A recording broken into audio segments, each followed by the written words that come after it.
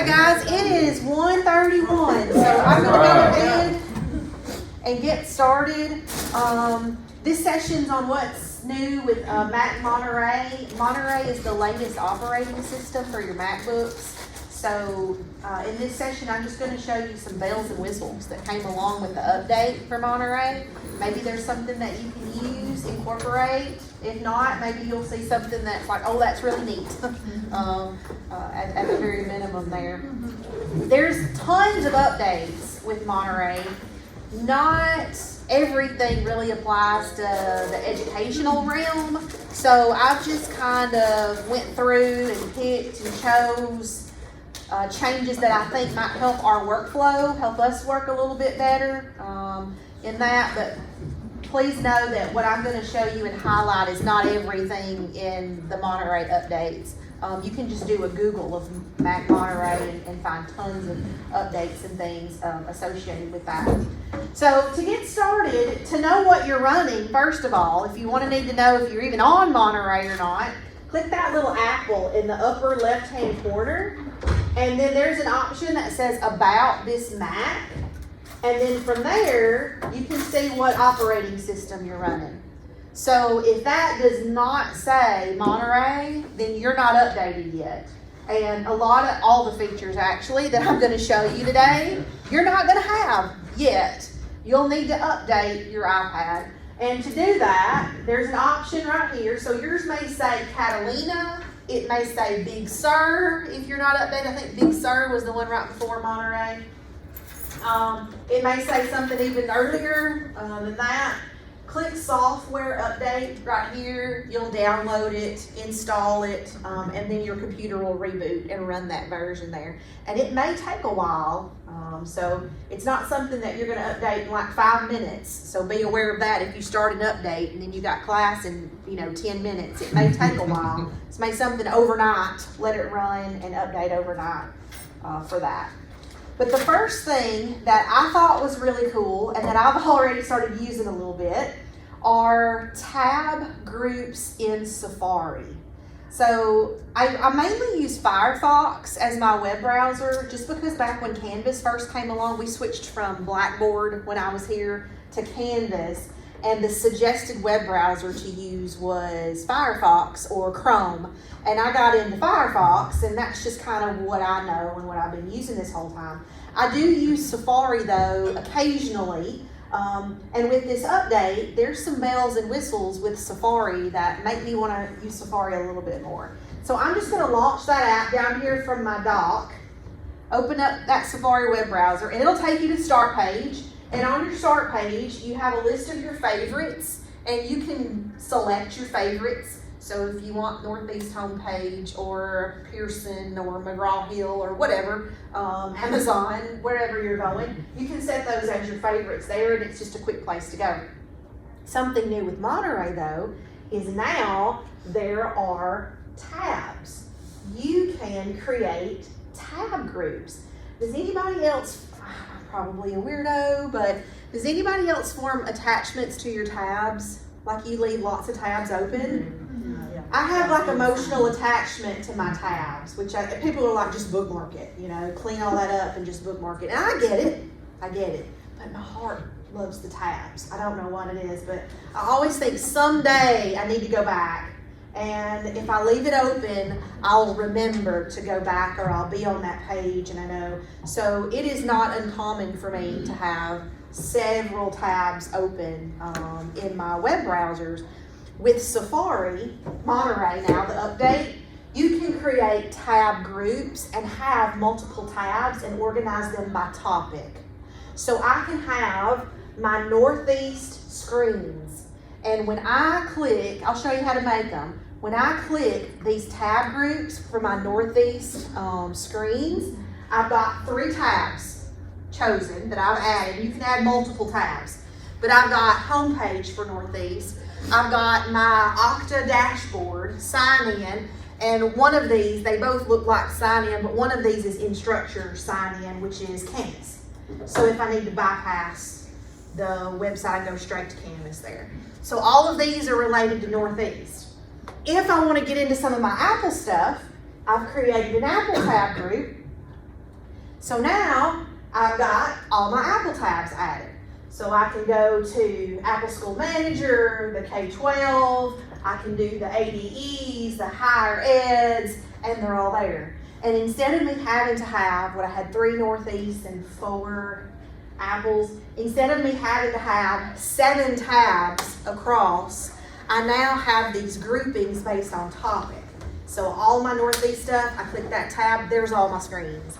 All my Apple stuff, I click that, there's all my screens. So it cleans up me having to have 8 or 10 tabs open and not wanting to close those tabs or search through my bookmarks to find them where I've saved them. They're all right there. Now to make a tab group, all you have to do, it's pretty self-explanatory. It's one thing I like about Apple. Most stuff seems to be intuitive once you kind of get started using it. If you're brand new to it, it's quite different. But you just click that little plus sign. There's a new empty tab group, and then it'll ask you what you want to name your tab group. So let's say I want to name it, I'm just going to make a duplicate Northeast screens, because I can go back and delete it later. There's my tab group, and you'll notice that it opened to a brand new search bar. So now I can go through and I can add my Northeast tabs. So here I can go to my Northeast homepage, if it'll load.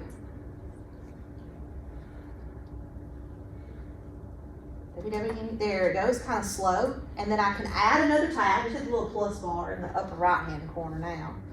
I can add another tab, and I can do NEMCC.okta.com. That's my Okta dashboard. And I can have that tab. And then I can add another tab, and this is where I did NEMCC. I think it's Instructure. Yeah, that's the Canvas.com. Right there. It's going to look like Okta, but when you sign in, it'll take you to Canvas.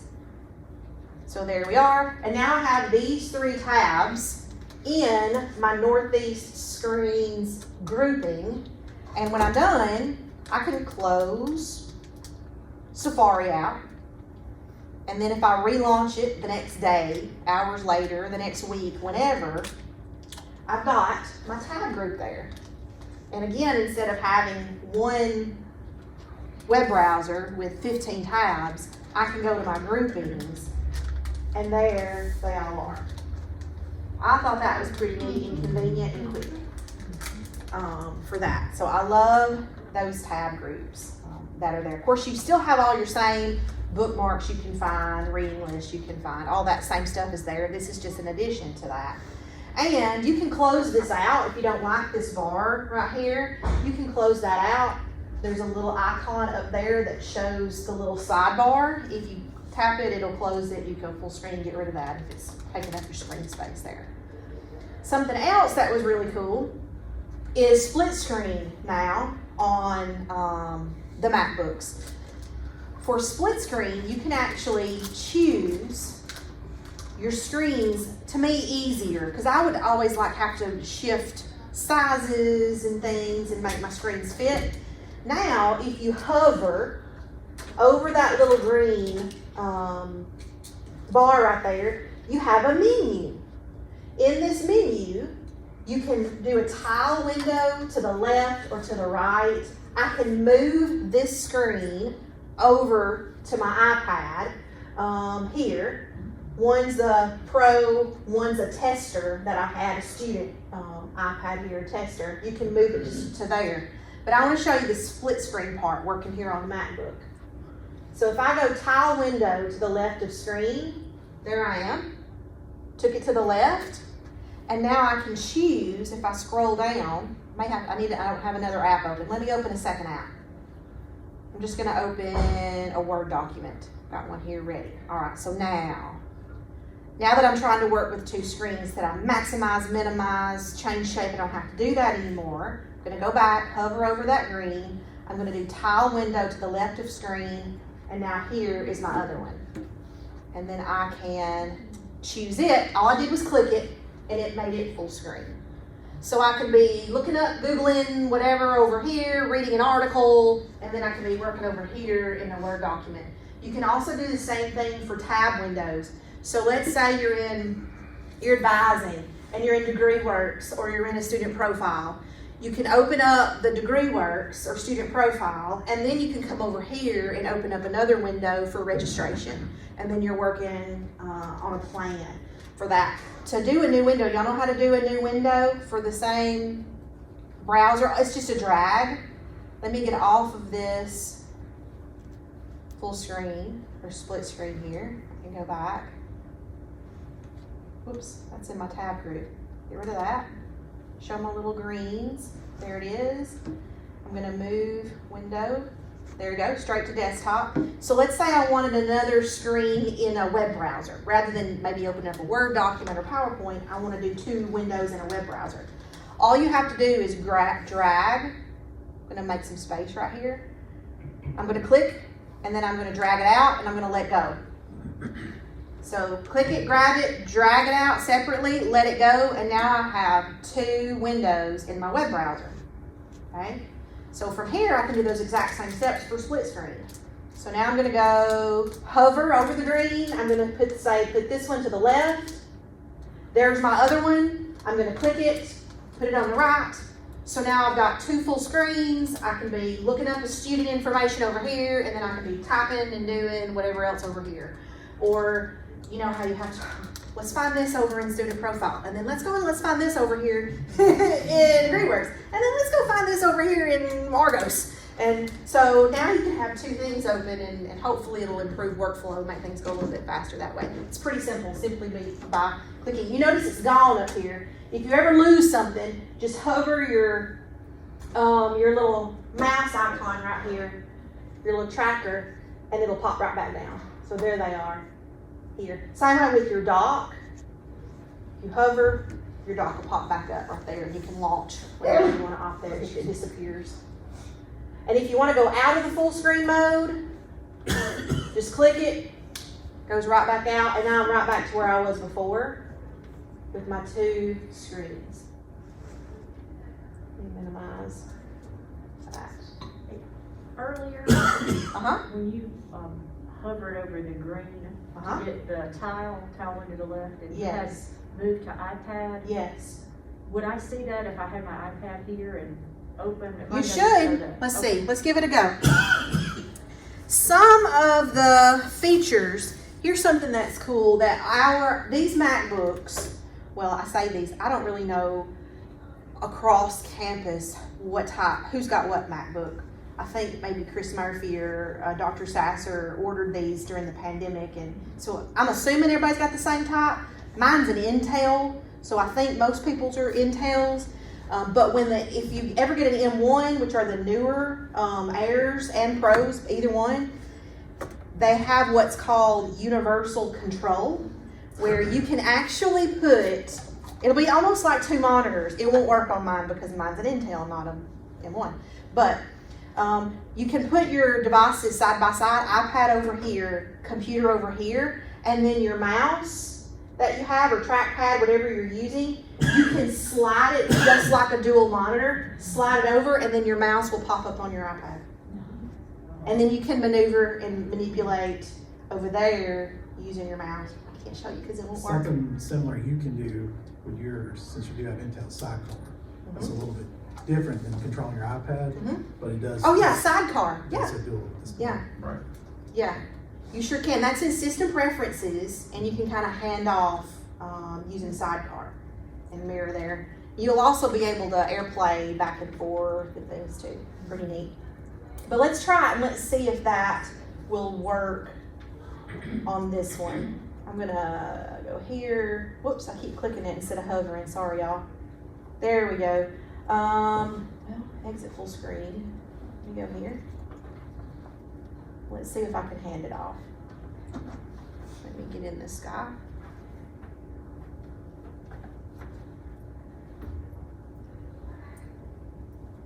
Unable. Yeah, I got an error. Probably it may be because this is an Intel and not the M1. So yeah, it didn't work. It tried to work, but it says miscellaneous error. It's kind of small, but it didn't work. But maybe eventually when we upgrade, that'll be a feature that'll be convenient to use side by side, dual monitors, especially since we no longer have like a big desktop we're working from the laptops. Okay, so that's that. We've got the tabs in Safari, the split screen views and manipulating those as well.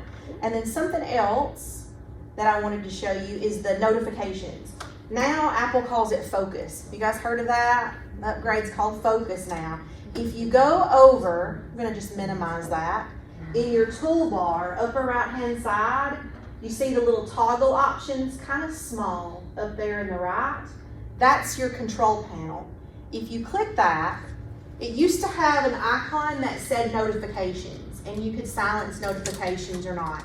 Now it's called Focus, which is still notifications, but it's notifications with more control, I guess. That's there. So I'm going to click that Focus. It still has the same icon as silence and notifications, that little moon that's there. If I tap that, I can turn on my Do Not Disturb for an hour until this evening, or I can actually create times of the day, a schedule of when I can be notified and when I can't be notified. So I'm going to go to Focus Preferences. And you can also go to Focus Preferences from your system preferences down here. If you just go to Apple System Preferences, you can get there. I'm just going to go ahead and click it here. There we are. So now, let me make this a little bit larger. I don't want to take up my whole screen. But maybe I'll need to. Well, I guess it's going to be that size. I thought I could drag it out, so it might be a little small, but maybe y'all can see enough of it to tell. Okay, so we've got our basic. This is by default. By default, when you update to Monterey, you're going to have a basic Do Not Disturb that you can click toggle on and off as needed. You're going to have a sleep if you want to silence notifications during sleep. And you can add more and customize. If I click the little plus down here at the bottom, there's some built-ins. One for gaming, if you don't want to be disturbed in your game. Mindfulness, like maybe you just want to shut off all technology in the moment. Personal, like it's your personal time, work hours versus personal, reading time, work hours, whatever. I'm going to just create one, we'll say mindfulness. So I'm going to add that mindfulness there. So when you add it, and even with Do Not Disturb and then the sleep here, you have these customization options over here to the side. So if I toggle on mindfulness right there, I have just turned on that focus option, which is going to turn on the Do Not Disturb. And if people message me, they're going to get a little notification, a reply that says, Carlena Benjamin has notification silenced. Something like that is what that note is. That's what it'll say. And let's say, okay, I'm in this mindfulness or personal or sleep or whatever it might be, and I don't want everybody to message me, but I do want my kids to get through. I don't want to silence my kids if they send me a text message or they try to call me or something. So I can allow notifications from certain people in my contacts. So over here, where it says allow notifications from, you can choose your people that you want. So I can hit that little plus. It's going to open my contacts. There's all my contacts. And I can type in Lily, which is my oldest daughter. She's 15. Lily Moo is what I call her. So she's in my contacts as Lily Moo. So I can allow notifications from her. And then I'm just going to add Lola. Lola's my youngest. She's 12. She's in my contacts as Lola Lula. That's her nickname. It's Lola Lula. Lily Moo and Lola Lula are my children. There they are. And should I add my husband? Nah, sorry. Just my kids. I want to know his name. Okay, no. No. It's actually Button. His name is Burton. As a teenager, I think lots of people called him Buffin, B-U-F-F-I-N. Did you ever hear that, Mr. Jerry? I've heard some of his buddies and things call him Buffin, and Pinky, and Stinky Pinky was one of his nicknames. Oh my gosh. But I've gotten to where my nickname here is Button, because whenever I type his name, autocorrect changes Burton, B-U-R-T-O, into Button. So over time, when I would type Burton, it'd be Button, Button, Button. So he's Button to me now. Lily Moo, Lola Lula, and Button. There we are. But anyway, this allows these individuals to notify you. You can also set a schedule. So let's say from 4 p.m. to 10 p.m. or 4 p.m. till 8 a.m. the next day would be ideal. Silence everyone in that particular time when you're not at work. But it'll do it automatically, daily, and you don't have to go in and turn things on and off. You just set that schedule of what you want. So that's pretty cool. Same thing as, turn off notifications, but now you have a little more control over it to be able to turn things on and off when you want to. Carlena, when you're giving this presentation right now, what do you have turned off? Do you have notifications turned off so somebody sending you an email doesn't come right across the screen?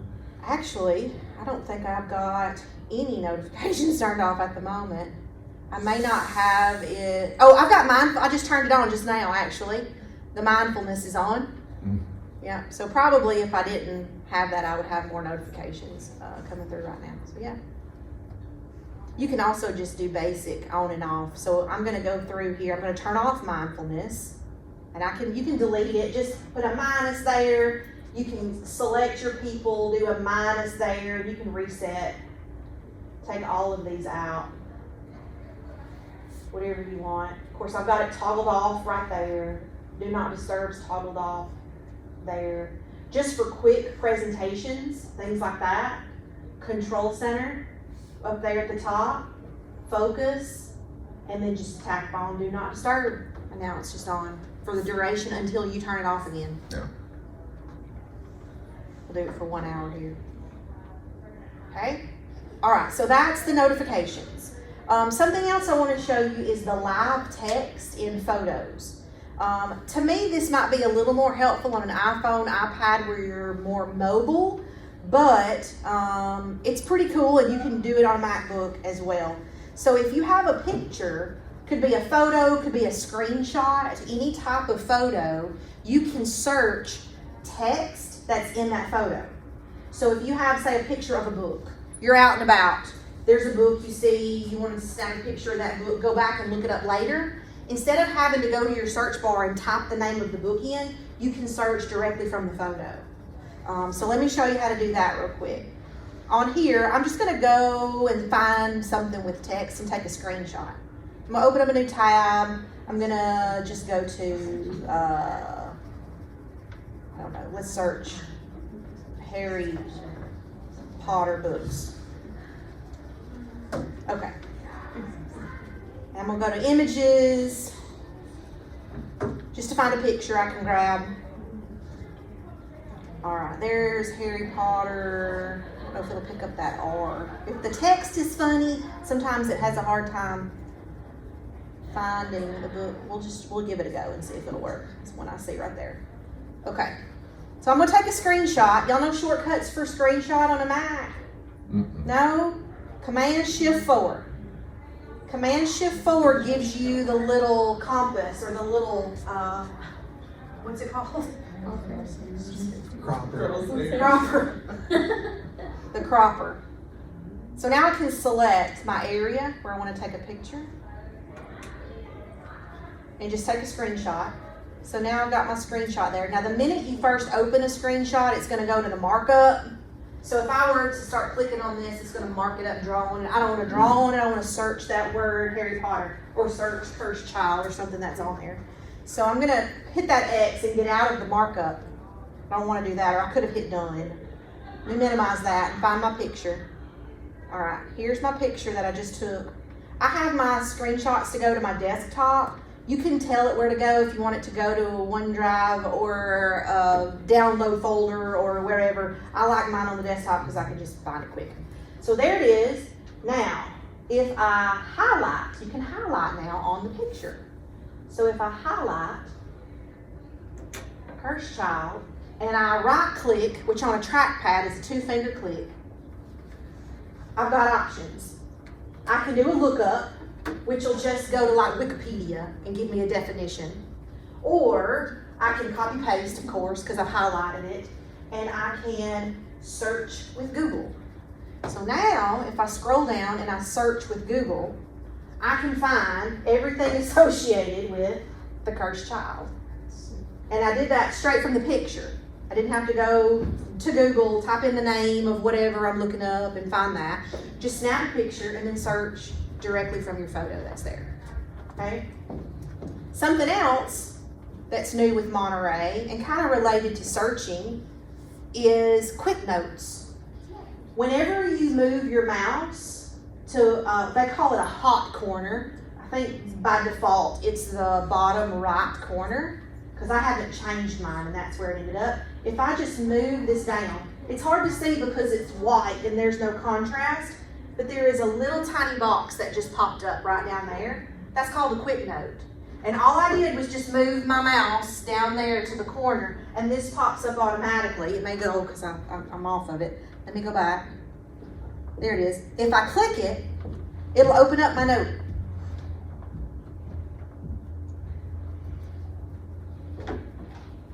I said it will.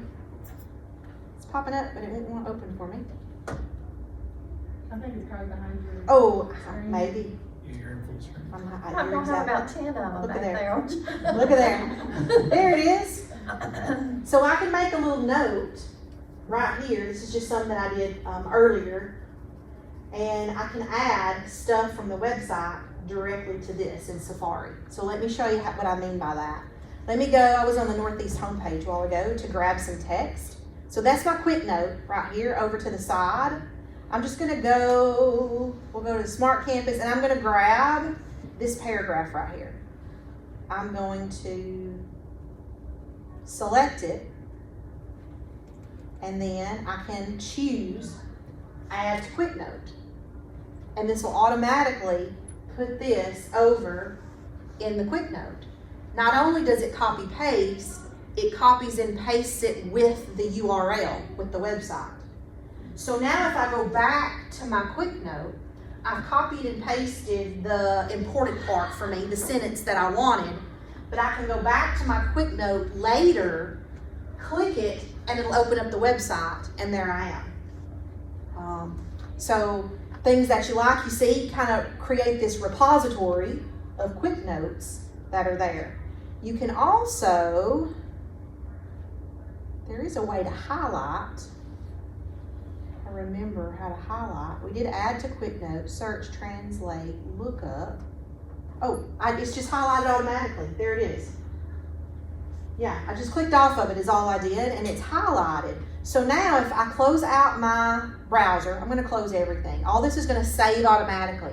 With a lot of your Apple products, you don't have to click save. It's all just automatic saved. So I'm just gonna close everything out that I've got. Now let's say I wanna relaunch Safari. I wanna go back to my Northeast homepage, go to my quick tabs. There's my Northeast screen. There's my Northeast homepage right here. I'm gonna go back to where I was, Smart Campus, Smarter Campus, and that would be noted, a little highlight that's noted. Maybe it was on a different tab that I had saved. Let's see if it's on here. There it is, yeah. I was on this one and I got it in that one. So there it is, and it's still highlighted for you there. And with the quick note, it's saved to automatic. So if I minimize that and I go back to my notes, quick notes up here at the top, there it is. And if I click it, it's hyperlinked. May not reopen, I've already got it open down here. So, but you know where you made your note from. Something else with collaborations, do y'all ever collaborate with notes? I collaborate with my kids, their Christmas list, we collaborated, so they would add things for Christmas and find it. All Ours is notes. the grocery list. Yeah, grocery list, shared grocery list. If I go to my shared notes, there's my kids right there we shared. It's kind of small. If double click it, make it big. There we go. If you ever collaborate with other people, like even with colleagues or with students, if you collaborate in notes, if you swipe to the right, you can see who typed what. So that way you don't have to go through and see who made that note or who said that or who added that. If you're in a big group or whatever, I just made groups of Lily here and Lola there, and then they added what they wanted, and even hyperlinks, go here and buy that for Christmas, that's there. But a lot of people don't know about that little swiping thing. Just swipe over and that's who made what note that's there. It's pretty neat with shared notes. I use notes a little bit more now than I used to. With the Carlena, does that quick note work with the iPad and absolutely. iPhone? If I go over here, the exact same, it's all the same Apple ID. Cool. So whatever Apple ID you're in, I can go to my phone, find those exact same notes. My iPad, find those exact same notes. All seamless between all your devices. Yep, It is neat. all the same. Okay. All right. Let's see. We did tab groups. We did split view. We did quick notes.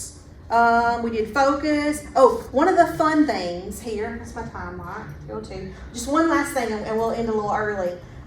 Is Memojis on the login screens. Do you guys ever use Memojis? I think they're kind of fun. Some people think they're kind of blah, but I think they're kind of fun. And with Monterey, with the update, you can add your Memoji to the login screen. Let me log out and show you what I mean. So if I go here and I go log out,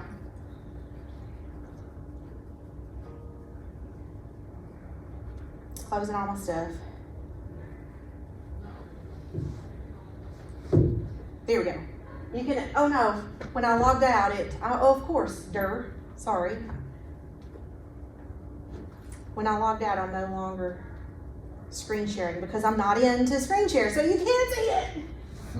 But there's my little emoji there. I can hold it like that.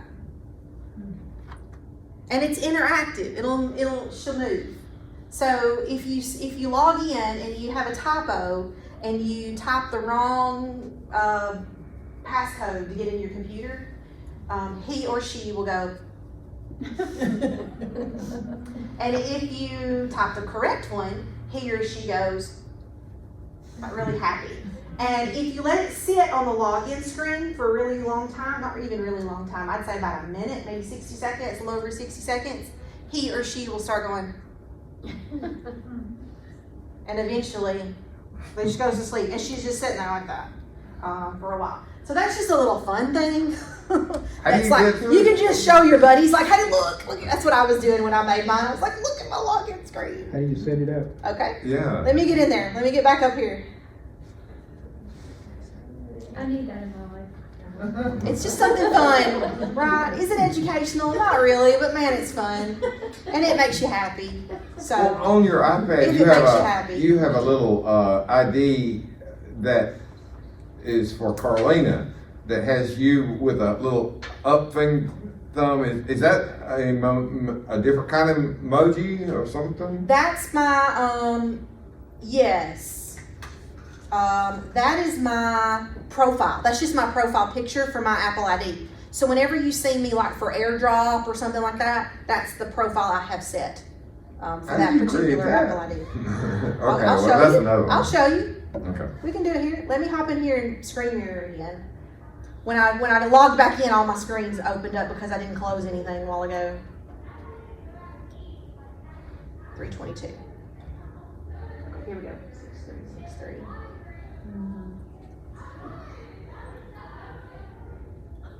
Okay, now we're up and running. Okay, so if you go to the Apple, upper left corner, System Preferences, right here, where your Apple ID is. Okay. Okay? You can choose to edit. I'm just hovering. If I hover over my profile, I can choose to edit. Okay? Right here. And you can choose and select either your face, the emoji that you have made previously, or any of the animals, the icons that are there as well.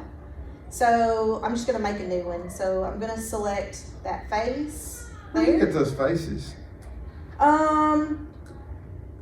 So I probably made them on my phone. Are yours not coming up automatic? Have you ever made an emoji before? Mm-mm. Okay. All I got is these animals. All right. It's like Is there a plus? You see a little plus? Yes. Okay, click the plus, Okay. and you see the little. Okay. So make your emoji today. All right. And you can choose. There's lots, and some of the update with iOS 15, it even comes down further, and there's clothing. initially it was just a little bobblehead. And now there's like shoulders and a torso. So now, is there not one where the camera's looking at you and it creates one based on your face? I don't know of anything built into Apple that does that. You mean just like scans you and makes one for you? Yeah. I don't know of one like that. There may be an app out there that'll do that, but not built in here that I'm aware of, at least. Where is the plus? Okay, if we went back to, I'm going to cancel all this out. So I'm in System Preferences, and I'm just choosing Edit. And then the very first circle, I've got a plus. Oh. And don't forget, you have to be updated. So if you don't see it, you may need to update it. Yeah, this is with Monterey.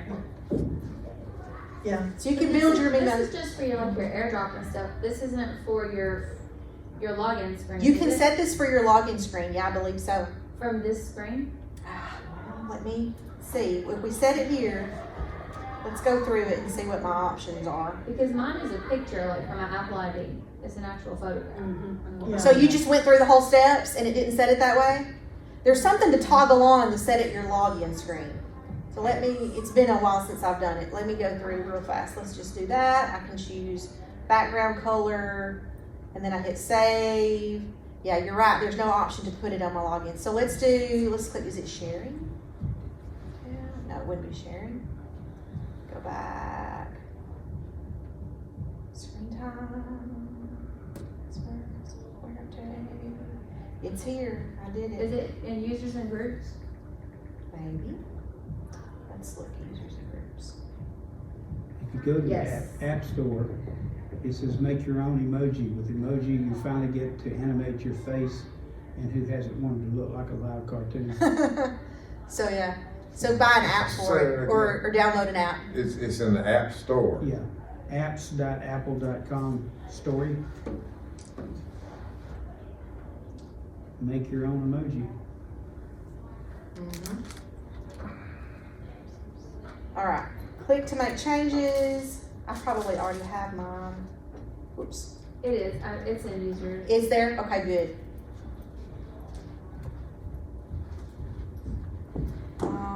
Password, change password. Login items. Where do you see it in the users and groups? Did I go too far? Let me Whenever backtrack. I click on users and groups, Yeah. and see mine was the photo, but I just changed it to a Memoji. Okay. I see what you're saying. Yep. So for the login screen, users and groups, just to make a Memoji where we were to start with, there in System Preferences. Yep. Good. I'm glad you caught that. It's been a minute since I've made these, so Now I've got to log out so I can look at her. look out. Watch her move. She's fun. That's just another little fun thing to do. Okay.